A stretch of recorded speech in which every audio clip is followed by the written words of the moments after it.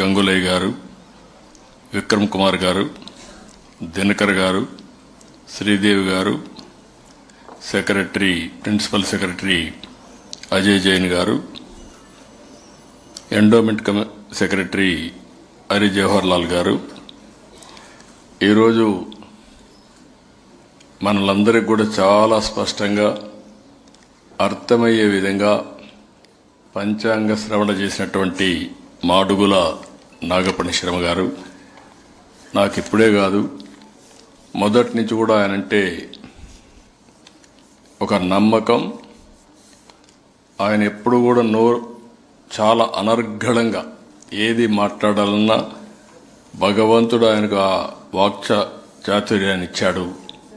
అందుకే నేను హైదరాబాద్లో హైటెక్ సిటీ పక్కన ఆయన్ని పీఠం పెట్టడానికి ల్యాండ్ ఇచ్చాను. ఈరోజు బ్రహ్మాండంగా చేస్తూ ముందుకు పోతున్నారు. ఇటీవల కాలంలో పద్మశ్రీ అవార్డు కూడా వచ్చింది. ఈరోజు మీ అందరికీ ఉగాది పండుగ సందర్భంగా శుభాకాంక్షలు. ఇప్పుడే నాగపణి శర్మ గారు మాట్లాడారు. పరాభవ నామ సంవత్సరం అన్ని విధాలా బాగుంటుందని వారు చెప్పడం జరిగింది. ఇది వాస్తవం కావాలని మరొక్కసారి మనస్ఫూర్తిగా కోరుకుంటున్నా. 2 రాష్ట్రాల్లో ఉండే తెలుగు ప్రజలకి, దేశం మొత్తం ఉండే వివిధ రాష్ట్రాల్లో ఉండే తెలుగు ప్రజలకి, ప్రపంచవ్యాప్తంగా ఉండే తెలుగు వారందరికీ ఉగాది శుభాకాంక్షలు. ఉగాది అనేది తెలుగువారి తొలి పండుగ. ఇప్పటి నుంచి పండుగలన్నీ ప్రారంభమవుతాయి. తెలుగువారికి నూతన సంవత్సరం మొదలయ్యేది నేడే. అయితే మన ప్రత్యేకత మనం చూస్తే ఉగాది పచ్చడి మన జీవితాన్ని ప్రతిబింబిస్తుంది. ఉగాది పచ్చడిలో ఇప్పుడే అందరూ సేవించాం, అది మన ఆచారం. ఇందులో చూసి తీపు, పులుపు, ఉప్పు, కారం, చేదు, వగరు అనే రుచులు ఉన్నట్లే మన జీవితాల్లో కూడా కష్ట సుఖాలుంటాయి. కొంతమంది ఎక్కువ కష్టాలు తెచ్చుకుంటాం, కొంతమంది బ్యాలెన్స్గా ఉంటే కష్టాలను అధిగమించే శక్తి కూడా మనకుందని చెప్పి కూడా నేను మీకు తెలియజేస్తున్నా. తెలుగు సంవత్సరాలు 60 ఉంటే ఒక్కో ఏడాదికి ఒక్కొక్క పేరుంది. ఈ ఏడాది పేరే పరాభవ సంవత్సరం. అదే మరి మనందరం గుర్తుపెట్టుకోవాల్సింది, ఉగాది పచ్చడి ఎంత ఇష్టంగా తింటామో అదే సందర్భంలో పంచాంగ శ్రవణం కూడా అంతే ఇష్టంగా వింటాం.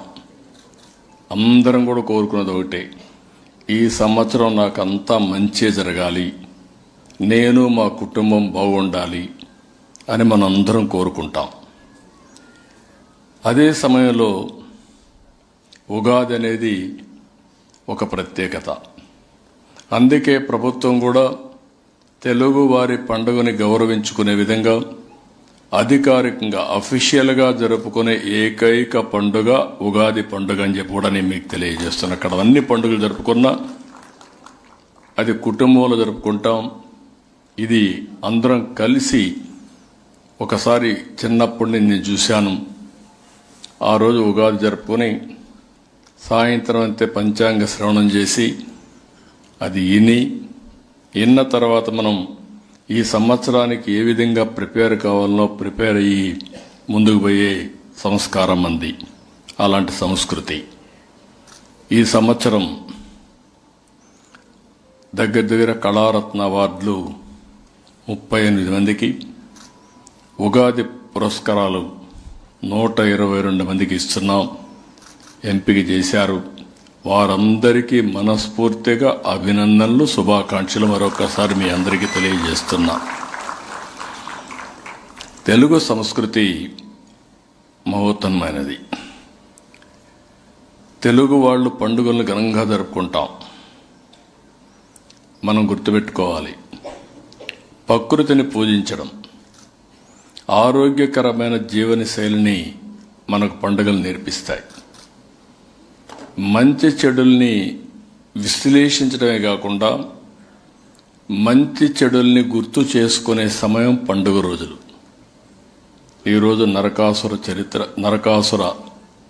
చరిత్ర తెలుసుకున్నప్పుడు దీపావళి జరుపుకుంటాం, సంక్రాంతి పండుగలు చేసుకుంటాం. అప్పుడే మనకు పంటలు వస్తాయి. అదే మరిగా మన పెద్దల్ని ఒకసారి నెమరేసుకుంటాం.